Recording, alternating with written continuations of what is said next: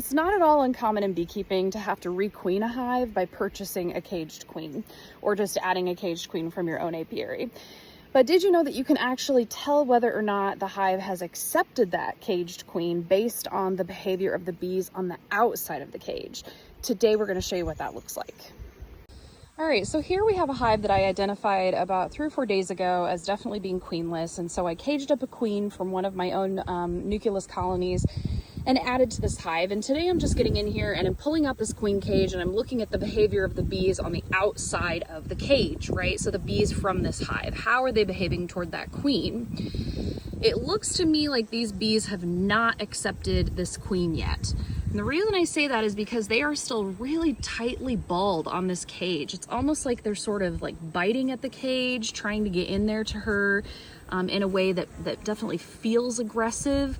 It's like they're just kind of stuck on there like Velcro. You can see they kind of transfer onto my finger and they're just like clinging on to my finger as well. They're just not super happy. So this would be a scenario where you would not want to release this queen yet.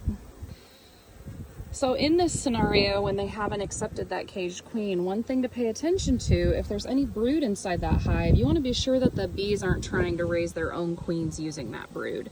Now, this is a frame that I gave to this hive like 3 or 4 days ago when I realized that they were queenless, but if you look carefully on here, I mean, you can see that they are definitely starting some queen cells. So they're trying to make their own queen, and it's important that we get in here and we nip those little cells out because letting those progress is going to interfere with the bees accepting the caged queen that we've given her.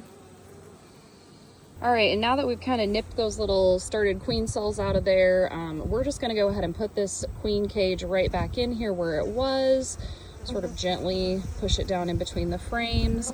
This is just one of those situations where you have to be patient. It can take 5, even 6 days sometimes for a colony to accept a new caged queen. Seems like the bigger the hive, the more stubborn they are sometimes. So we'll come back in a few days and check and see if their behavior on that queen cage has improved.